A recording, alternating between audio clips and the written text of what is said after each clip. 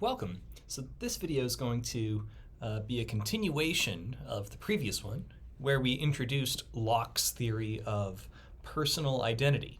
That is the question of what is it for you to be you or have a self? If we ask the question about diachronic personal identity, it's what is it for you to have a self that exists not just in the present moment, but which is something that exists over time. That is, it did exist in the past and it will exist into the future. So, you might remember, here's a fast recap, Locke does not think that having a self is the same thing as being a substance. So he says that the existence of yourself is not about preserving a specific substance. And in that chapter, he argues that sameness of substance is neither necessary nor sufficient for continued personal identity. He says you could have the substance that makes you up completely changed out all in an instant, but you could still be you if your consciousness stays continuous. He also points out that, look, the substance that makes you up could have been substance that made up somebody else before. He gives the example of somebody who claims to have the soul of Socrates inhabiting their body. Well, Locke is going to say, if you don't actually remember being Socrates, you might be made of the same substance. We can grant that for the sake of that argument. But having the same substance doesn't make you the same person as Socrates if you don't remember anything that Socrates actually did from that particular point of view. But he will argue that continuity of consciousness is necessary and sufficient for preserving personal identity. So the thought is, it is your conscious experience that makes yourself exist in the present moment, and then it's continuities between your present consciousness and the future and the past that makes them one and the same numerically identical consciousnesses. Now, a big part of how we're going to make this continuity theory work is through memory. So even though you sometimes become unconscious through, say, sleep or anesthesia, the fact that you're able to remember things that you did in the past, Locke thinks is going to be sufficient for your being the same person. So memory is needed, and it's enough to make you yourself. Now, here's an issue that might emerge. If Locke is resting his theory of personal identity on memory, that seems to suggest that if we can identify a case where we have personal identity, but without continuity of consciousness, we'd have a problem for Locke's theory. So one way of having discontinuous consciousness is by sleep or anesthesia. But we might also realize that if we're using memory to fill those gaps, well, memory is also an imperfect tool for gaining knowledge. And memory doesn't capture everything. So we might start to worry, well, does that mean that having gaps in your memory makes it so that it is not you who did what you did in the past? And we're going to jump ahead a number of decades here to one version of this objection that we get from a philosopher who we will spend some time with later in the semester, a philosopher named Thomas Reid. So I've got a couple of paragraphs here. I'll read you these paragraphs, and we'll see if we can figure out what Reid's objection to Locke's theory is. So here's what Reid says. Here's what Reid says. Suppose a brave officer to have been flogged when they were a boy at school for robbing an orchard. This brave officer also took the standard from the enemy in his first campaign and was made a general in advanced life. Suppose also, which must be admitted to be possible, that when he took the standard, he was conscious of his being flogged at school. And that when made a general, he was conscious of his having taken the standard, but had lost consciousness of the flogging. So we could even chart this out. Excuse my bad handwriting here. But we can say that the first moment in life, we're going to move left to right, as people do. So the flogging happens, we might even mark this. We could say this is what philosophers would mark as T1. At T1, the brave officer was flogged as a boy at school for robbing the orchard. And then later in life, we're going to say this is the moment where the officer takes the standard. So here we have T2. You take the standard at T2. And then at T3, the officer becomes a general. So we'll label that as T3, and they are made a general. Okay, good. So now Reid is saying that when this officer takes the standard, he remembers having been flogged. So I'm going to use this backward arrow to represent remembering, right? So when he takes the standard, he remembers having been flogged. And when he was made a general, he was conscious of taking the standard.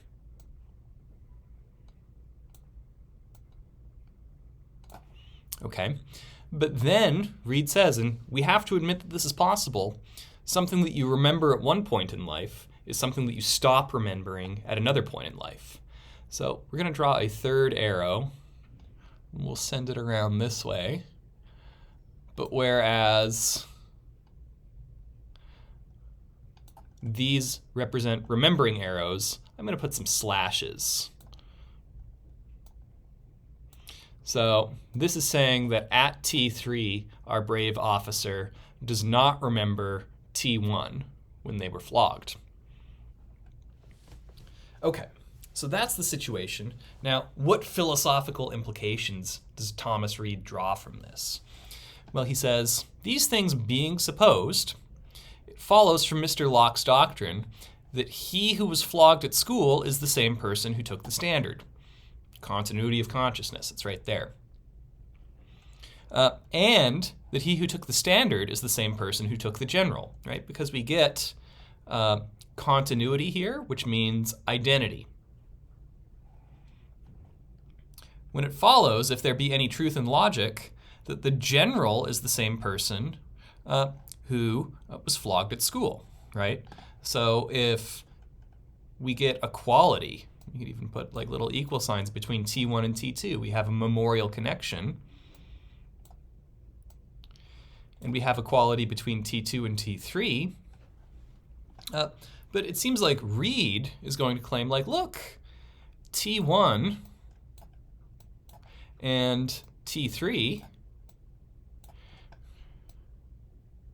well, we don't have a memory arrow. We actually have a no memory arrow, right? So Reid is going to say, it seems like we have to actually claim non-identity between T1 and T3, right?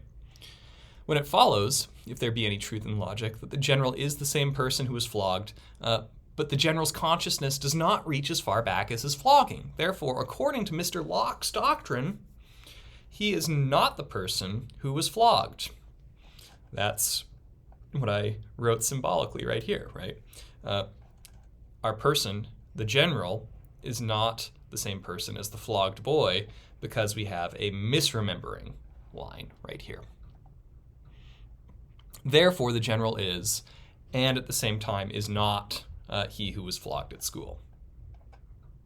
So this comes from Reid and his book, Essays on the Intellectual Powers of Man. You can go look at Reid if you follow up on this link or search Reid out. So this seems to be like a pretty interesting objection, right? If Locke's theory is based on continuity of consciousness, we have both continuity and discontinuity at the same time. It seems like we're going to generate contradictions for the theory.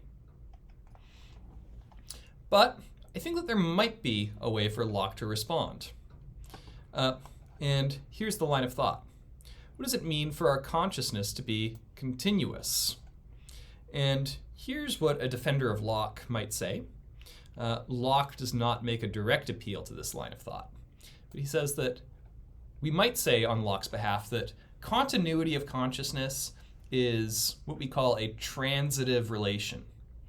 Now, when philosophers talk about a relation being transitive, we're talking about a relation where if a certain relation holds between A and B, and that relation holds between B and C, then that relation will also hold between A and C. So some relations are transitive like this. So here is one example. Having the same birth month, that's a transitive relation. Here's the thought. If X is born in the same month as Y, and Y is born in the same month as Z, then X is born in the same month as Z. I could give you a quick example. I happen to know that, let's see, my grandfather and I were born in the same month. And I can also tell you that the famous guitar player Jimi Hendrix was born in the same month as me. Right? Well, from that, we can logically infer that my grandfather was also born in the same month that Jimi Hendrix was born in. Now, I guess that means November. We're not talking about the same Novembers. I was clearly not born in the very same November that my grandfather or Jimi Hendrix was born in. But we are all, as it were, November babies, right? And we could infer that my grandpa and Jimi Hendrix were born in the same month just by knowing that I was born in the same month as my grandpa and I was born in the same month as Jimi Hendrix. Now, here's the point, right? The idea is that this is a transitive relation. Now, not all relations are transitive. So for instance, is sitting beside is not a transitive relation, right? Because if I'm sitting beside Bob and Bob is sitting beside Carl, well, that doesn't mean that I'm sitting beside Carl. So that's not a transitive relation. But some things are transitive relations, like having the same birth month. Now, here's the thought. Maybe Locke should just tell us that memory is a way of creating continuities of consciousness, and this overall relation of continuity is a relation of a transitive nature. So here's a way to think about it. It's quite possible that you don't remember putting on your shoes this morning. Like, you look down, you're like, yeah, I got shoes on. I do not remember putting on these shoes, right? Now, here's the kicker. When you put on your shoes, you remember something significant from your life. And maybe you weren't even conscious of it, but there was enough continuity that you could have tied things together. So for instance, at the moment when you were putting on your shoes, you could have easily made some remarks about where you were when you graduated high school or what it was like, right? So you remembered graduating from high school when you put on your shoes. And maybe that same significant moment is one that you can remember now, right? So here's the thought. Even though you can't remember putting on your shoes this morning, that moment in your life is continuous with your graduating, right? So we might have like shoes here, and we might have now right here, and we have graduating right here. Now, the point is that when you put on your shoes, you remembered graduating. And right now, you also remember graduating. But, but at this moment, when it comes to putting on your shoes, right, we would have to put a strike through that line. Right now, you don't remember that moment of having put on your shoes, right? But we would say, if continuity is a transitive relation, then because both of these things are related to moment G, the graduating moment, they have continuity with this, and therefore they are continuous with each other, even though they can't be accessed directly one to the other. One way we might think about this is, here's like a little metaphor. You might know how big rivers work. Well, you have a river here, and the river is fed by smaller rivers, and those smaller rivers are fed by tributaries. Okay, now we might say, look, it is true that from this point in the river right here, you have a path to get to the mouth of the river here, right? That's like where it empties into the Gulf of Mexico or whatever. But at this moment right here, assuming that you're moving downstream only, you could not get to this other tributary up here, right? So there is a way in which the one thing is inaccessible to the other thing, even though both of these tributaries will eventually drain into the same part of the Gulf of Mexico, right?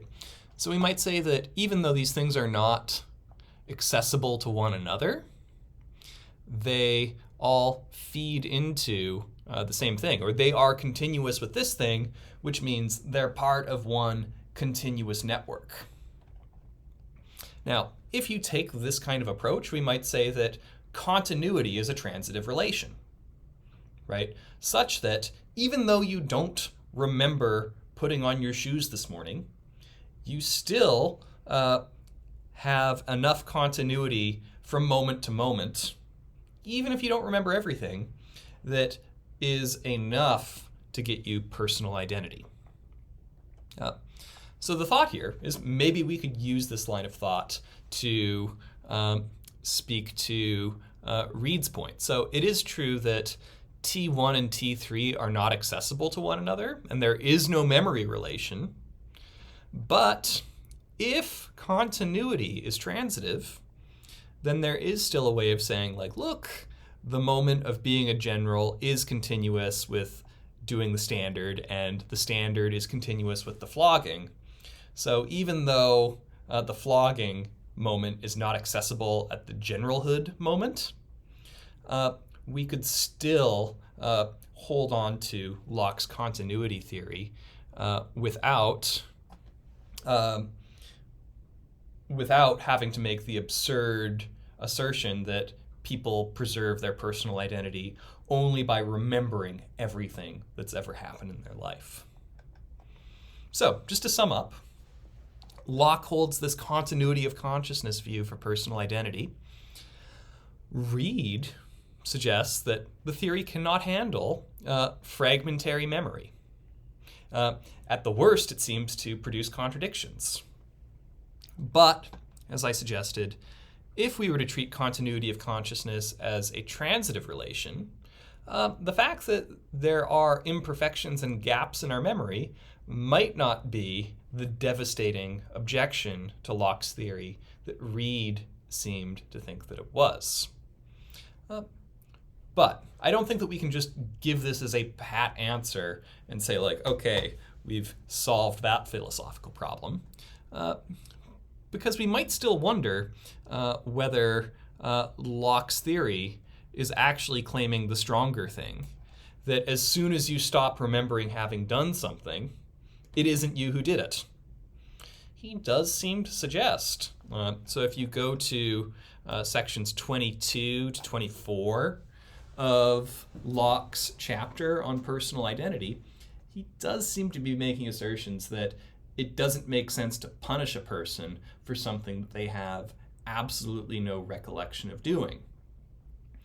But we might say that if continuity of consciousness is transitive, then we might say, look, there's still continuity even if you can't remember.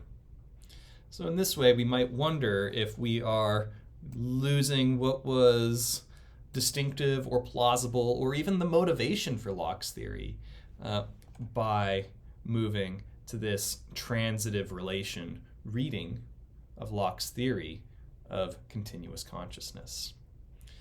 But I am not here to solve these philosophical puzzles for you, as to make the puzzling nature of them clear.